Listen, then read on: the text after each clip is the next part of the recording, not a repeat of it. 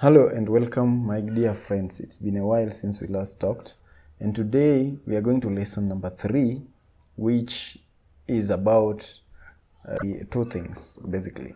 One is different types of income, and 2 is some basic financial statements that will be able to help you in making correct judgments and growing your income, growing your financial stability.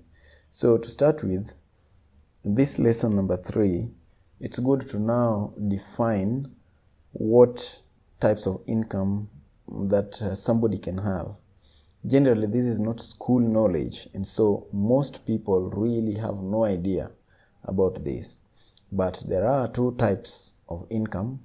One is called passive income. This is income that comes from your investments, from your assets. This is income that will be there whether you are present or not present, whether you're sleeping or awake.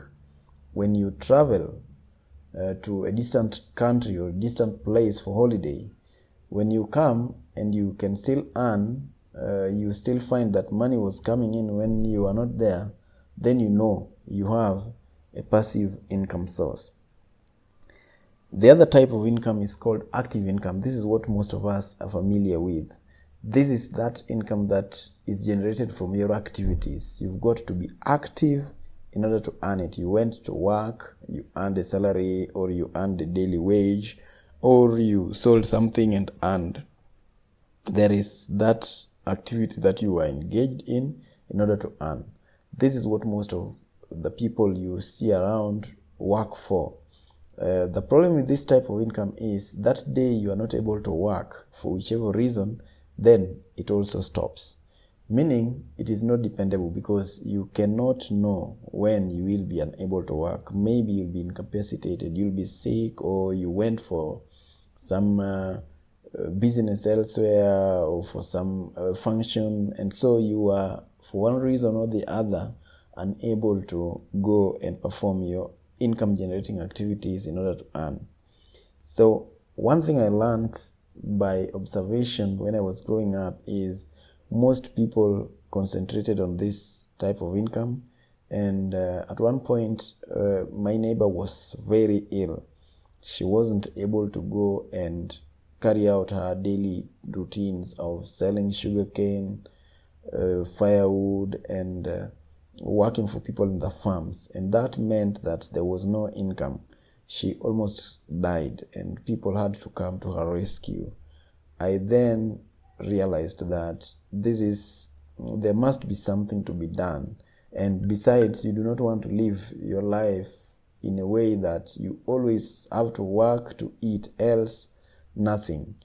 That means essentially that when you grow old, nothing comes your way. You depend on other people, other well-wishers, or maybe your children. There is an old man I used to see, was very old, but would still struggle to go and work in other people's farms in order to get what to eat. This is not the type of life that any person would like to live. As it's said, most people at the age of 65, they are dependent. They rely on government or rely on some charity organizations or just well-wishers. This is pathetic. It's scarce, and nobody wants to live such a life. In order to escape that, you've got to be aware of what type of income you're working for. People who really want to be stable will work for passive income. They work to grow their passive income, and so they end up being So it's very, very important for each and every person to be sure that you're at least doing something with regards to passive income. Now, let's move to the next item of discussion today, and that is the financial statements, the basic financial statements that each and every individual needs to take into consideration and always be aware of. And one is that which we call income expenditure statement. This one has 2 columns. on one side, it's your income, that is money that comes to you. And on the other side, it's the expenses, that is where your money goes to. So on the first side of income, that is where your money comes from and how much. So it could be salary, it could be profits, it could be maybe allowances, gifts, whatever it is. But that is your income. Remember, we've talked about different types of income. So most times this is largely active income for many people, but generally it should contain income, whether passive or active. And then this other side of expenses should be detailing where your money goes to. There are usually a lot of recurrent expenses like food, maybe rent if you are paying rent to somebody or some entity, things like transport, things like water services, electricity, things like clothing, maybe charity, some funerals, some weddings, some entertainment with your friends, all sorts of things, some contribution, everything. I'm told an adult is always spending, whether you're earning or not. Either you're spending somebody's money or your own money. So expenses are those places where you spend money, where your money goes, what you buy with your money whenever you've received it. So, as many people know, a lot of people don't have as much income as their expenses demand. And that is the first problem that we were trying to solve when we talked about income, sources of income, and we talked of how you can increase, how you can earn and even increase your capacity to earn. So part of that goes into learning these two statements, and this second statement talks about assets and liabilities. This is very important for you because if you do not know what an asset is and what a liability is, you have no chance of becoming financially free.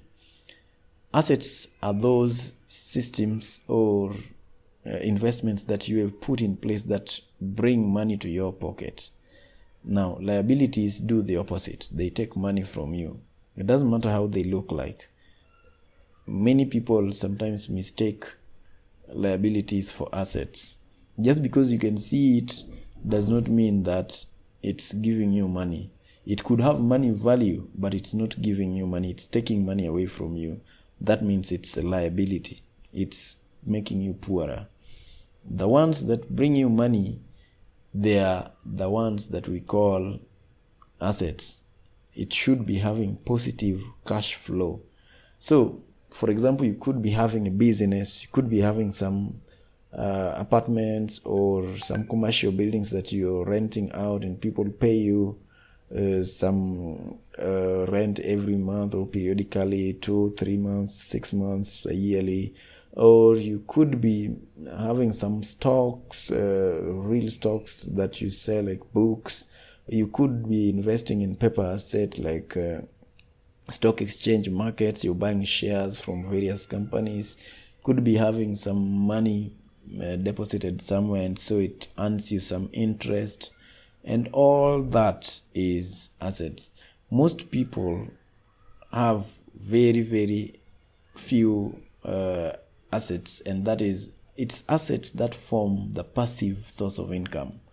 The income that comes from your asset, that is the passive income, because it will come there whether you're there or not. Say, for example, if you have some shares in a particular company, they will give dividends. You don't have to be part of that company management.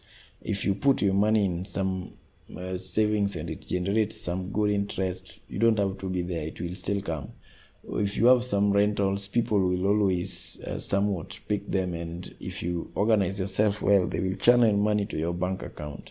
And lots of other systems, business systems, that are able to direct money to your account whether you're there or not there. Those are some of the most important things that a human being need to think about, need to invest in, because having a car or a big house or all sorts of toys does not necessarily mean that you're financially free, that you're stable. No, it could be a symbol of availability of money. It could show that you have some money, but in reality your statements show that you have a financial cancer. You could be having top of the range vehicles, you could be having very large house, carpeted, whatever, all sorts of exotic things inside the house, but they don't generate for you money, and that means you are spending to keep them there. The question is, where does this money come from?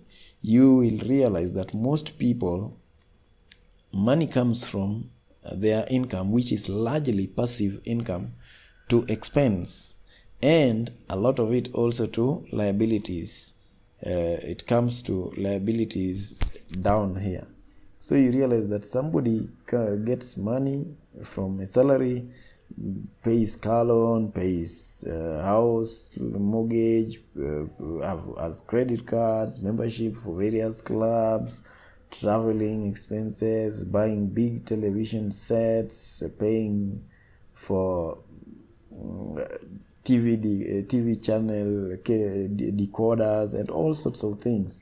You're paying school fees, you're paying everybody else, except you don't pay yourself. So you realize that money that should come from salary or from active income to build your asset portfolio actually doesn't come here. It comes to the liability side, and that is a big problem. There should be a way you are able to balance that at least a portion of the money goes into building your asset base, in order that at some point in time you might be financially free. You are at which point you will be able to live exclusively from your assets, because your assets are able to well take care of your appetite for liabilities and even for your daily expenses. And so say your usual expenses with respect to your lifestyle is about $5,000 a month. Now, if your income from your assets are able to take care of that comfortably, then you can be called financially secure or financially stable, because even if you didn't work, money from your assets will still be able to take care of you, and more so if these assets are really long term, in a way that there is no calamity that would just bring them down in a single strike. So all of us must be aware of these two income statements, the two financial statements. One is income expense statements, and then the other one is asset liability. Asset liability, our interest is to grow our asset portfolio to be long enough and big enough so that it can take care of our liabilities very well. The other thing is to grow, to increase our capacity to earn. A big chunk of everyone starts from some active income. Your active income, if it's only active income, then by the end of the day, you know very well you will not work forever. You will have to reach a level where you can't work, and so you must ensure that is taken care of. That's why pensioners will pension management funds will come to you asking for you to save, which is one of those ways that people use. It might not be necessarily the best, but at least it's one of the ways. So part of your active income should go into building your passive income, and let this passive income be able to take care of your liabilities, and that is the wisest thing to do as far as money is concerned. If you don't plan well, you will end up with big problems, and more so as you age, because your energy to work also diminishes, and your capacity to earn might be compromised as time goes along. Thank you very much. I hope this is clear. If it's not very clear, always feel free to get in touch with me and ask questions. Put a comment there, give me a call, do me an email. we can sit down and discuss all these details so that there is a clear financial planning that would help you to get out of debt, help you to become financially free, and ultimately be able to take care of your family and your loved ones, the people who depend on you. As I usually say, the first responsibility of every humankind and the best gift you can give to any of your people is to first and foremost be able to depend on yourself. That is making yourself independent. After that, you move into the second level where you become somebody dependable. People can depend on you and count on you irrespective of what happens. Thank you very much. I remain yours, Otieno Paul Peter. Happy to be with you. Till next time. Thank you.